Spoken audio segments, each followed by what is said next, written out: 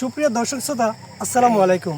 আমি এখন দাঁড়িয়ে আছি বিষ্ণুপুর ইউনিয়নের চতুরপুর গ্রামের হুকুন মিয়ার ভাইয়ের কমলা বাগান এবং চাইনিজ দার্জিলিং বাগানের কমলা বাগানের মধ্যে আমি এখন দাঁড়িয়ে আছি।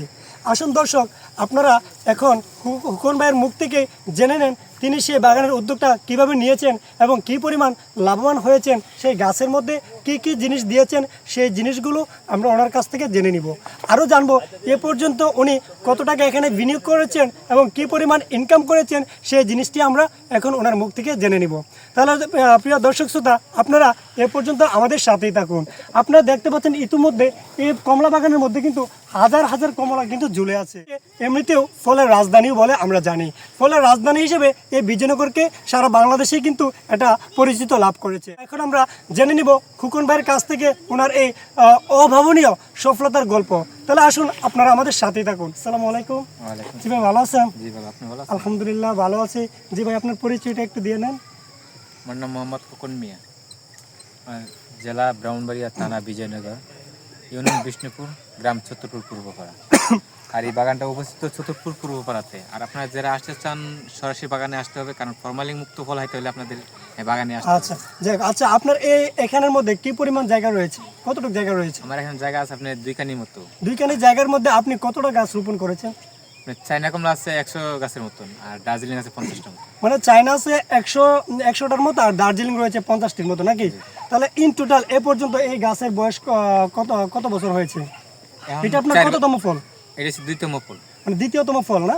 আচ্ছা, আপনার এই দ্বিতীয়তম ফলের মধ্যে এই পরিমাণ কি পরিমাণ আপনার খরচ হয়েছে?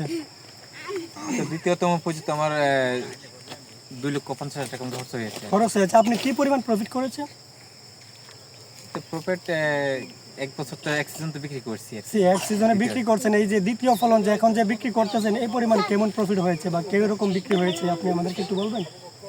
বিক্রিটা কত হয়েছে এখন হিসাব করে আনুমানিক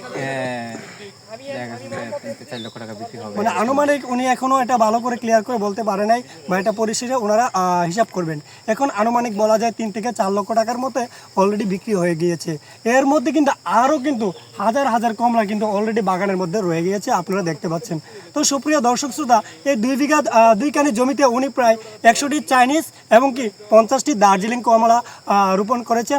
ইতিমধ্যে ওনার কিন্তু অভাবনীয় সফলতা আমরা কিন্তু সেই বাগানের মধ্যে দেখতে পাচ্ছি। আচ্ছা ভাইয়া, কেজি কত করে কমলার? কেজি কত করে? এই যে চায়না কমলাটা আপনি 200 টাকা কেজি দরে বিক্রি করতেছেন। আচ্ছা, আর দার্জিলিং হচ্ছে 250 টাকা। আপনার চায়না কমলাটা আপনি বিক্রি করতেছেন 200 টাকা করে, আর দার্জিলিংটা বিক্রি করছেন 250 টাকা করে নাকি?